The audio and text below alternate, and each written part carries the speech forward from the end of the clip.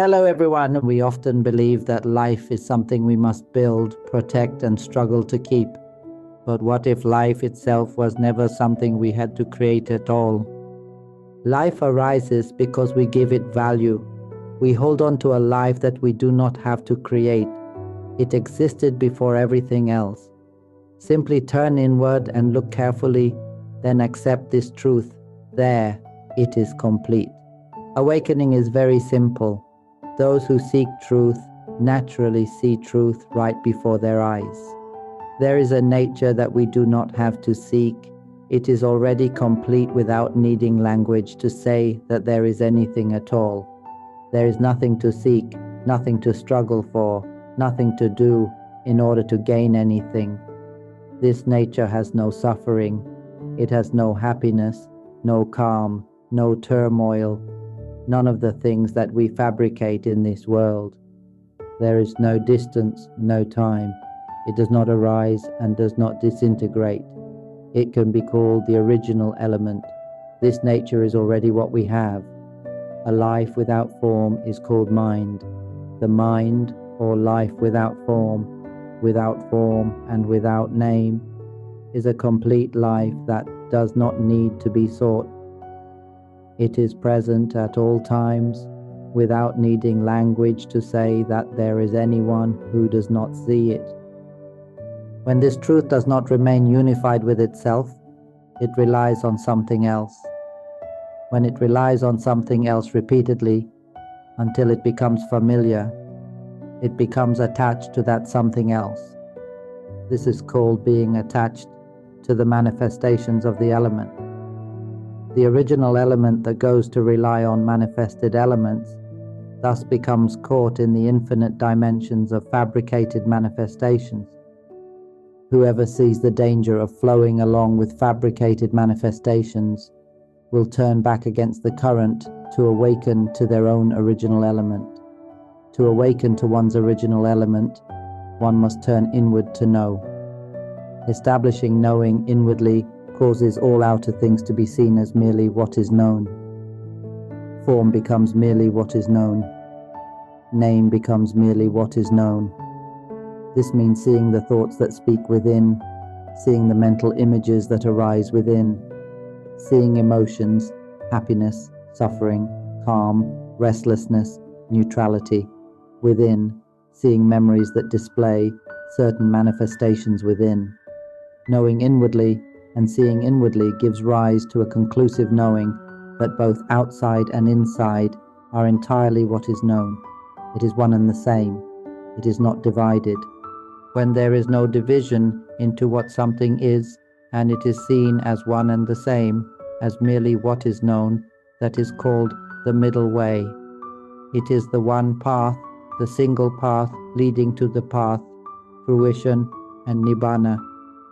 When we see all manifestations as external, all as the same, both outside and inside, both form and name, as one and the same, as entirely external, the mind releases its grasping. All doubt is ended. It separates and becomes free. An extraordinary knowing arises. Yet while knowing, there is still agitation around that knowing, because there is still the holding of knowledge. There is still the need to know. When we look more carefully and see that these manifestations are heavy and agitated, still doing something of their own, another knowing arises, that this knowing itself is not us. Everything collapses. The mind itself disintegrates by itself, even it is not itself. Thus it is known that there is no form. This knowing, when it first arises, is wondrous, fulfilling, filled with rapture, most excellent, most sublime. Yet it is still heavy. It is heavy and agitated. It takes itself to be knowing, understanding, awakening, being this or that. These things are still agitated, they still ripple. Thus even this knowing is let go, because within this knowing there still remains the characteristic of heaviness. Everything is let go, even knowledge itself. When everything is let go, even knowledge itself, there remains only pure purity. Awakening inwardly is to see this truth, that even this knowing is not us, that even the knowledge that knows is not us. Nothing is being anything anymore. It is called the complete ending of self, the ending of all characteristics of being a self in any manifestation. Every manifestation leaves no trace of a self. There is nothing, being nothing, not anything with anything. When nothing remains and nothing is being anything, it can be said that there is no need to have any knowledge at all. Yet when this completeness is realized, it turns out that there is an even more subtle knowing, an awakening that knows everything, knowing all things. Whatever side of Dhamma it may be, all of it is non-self. It converges into a single Dhamma, which is the state of not being anything at all. All Dhammas are not anything whatsoever. It can be said that no Dhamma has ever arisen, never has, and never will. This becomes a knowing in which nothing needs to be anything. One can express Dhamma freely. Whatever is expressed is entirely pure, because there is truly no self present at all. Just like what is being spoken now, there is no holding that one has spoken. There is no significance given to this being a sound, no attempt to know anything anymore, because nothing can be done at all. It is finished in every moment. Everything that ripples outward, which humans understand to be fabrication, in truth is no longer fabrication. There is nothing that can fabricate anything anymore. This is non-arising. This is the spreading of the purity of the elemental essence. From here on, it is purely a matter of element to element. At this stage, Dhamma is a matter of mind to mind. The life that does not need to be sought, which we already have, is directly realized as we are Dhamma. This statement is one meant for those who are complete, who can speak it with a full heart. We are the Dhamma element, the original element of one substance with everything. Nothing is being anything anymore. Dhamma is precisely this not being anything. It is the Dhamma element, the element that does not need to be sought, life itself, the source of all conditioned phenomena. We go and rely on fabricated manifestations and thus become caught in countless infinite dimensions. Relying on them repeatedly, we become absorbed in them and lose our way. A habit forms from flowing outward, while there is no familiarity with abiding peacefully within. There is only following the outward current, becoming accustomed to that. Thus, no factor of wisdom arises, no element of knowledge arises. There is only going outward into infinite dimensions, giving rise to knowledge in countless dimensions, becoming entangled with that knowledge, busy with knowledge, busy with trying to do something for something. In the end, manifestations arise, infinite dimensions arise again and again, and one continues trying to learn that knowledge again, to preserve it, to hold on to it, remaining entangled in this way. Peace that arises from directly realizing inwardly the state of not being anything is called awakening inwardly. It is called the knower, the awakened one, the joyful one. In every moment, let us awaken inwardly. This inward awakening is the complete knowing of oneself, knowing inwardly with inward peace, through seeing everything as merely infinite dimensions manifesting in every moment. While speaking, it is seen. What is called seeing is simply seeing. There is clear knowing, self-knowing, complete knowing at every moment. It does not take these infinite dimensions to be anything, yet there is clear knowing and completeness in every moment. This is called a mind that has awakened. A mind that has awakened transcends the cycle of flowing outward to cling to manifestations in every moment. There is no way for it to arise as anything from any manifestation. No matter how it tries, it does not arise, because it knows that it cannot arise as a self or as anything at all anymore. It does not even give importance to this knowing.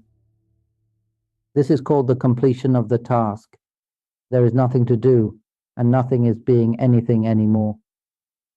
Let us not seek any knowledge outside, for all such knowledge is merely wind that blows past and then passes away. What can one take from the winds of knowledge? The wind of form. No matter how much one learns about form, in the end it is only wind. The wind of name, an infinite dimension. No matter how much one learns, it is only wind. If we see these winds of fabrication as merely that, things simply being what they are, then in a single mind moment, even with awakening knowledge itself, we are freed from the cycle of clinging to knowing and clinging to being. We are freed from the cycle of manifestations right then. That single mind moment is present right now, continuously. In this single moment, everything is already complete. Let us not seek Dhamma anywhere. Our only task is simply to listen to the teaching of awakening the mind on the Panya Vimutti channel, and then let the mind penetrate it into the peace that does not need to be sought, a nature that does not need to be sought. That is Dhamma, the nature that appears now in this single moment. This is the original element. We simply awaken inwardly. The phrase awakening inwardly does not mean that there is a human being who goes and awakens, nor that there is anyone who awakens. It is simply knowing, knowing without having to say life, knowing without having to say I know. It is knowing as it is. There is no one who does not know. It knows continuously. It knows without any need to try to know. It knows by itself right here within. We speak of within, but do not believe it. Do not cling to the language that says within, because this nature has no inside or outside. It is a nature that is one with everything.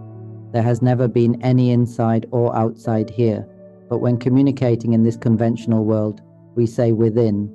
Do not hold on to within as meaning an inside, because the words in or within have never had any real existence.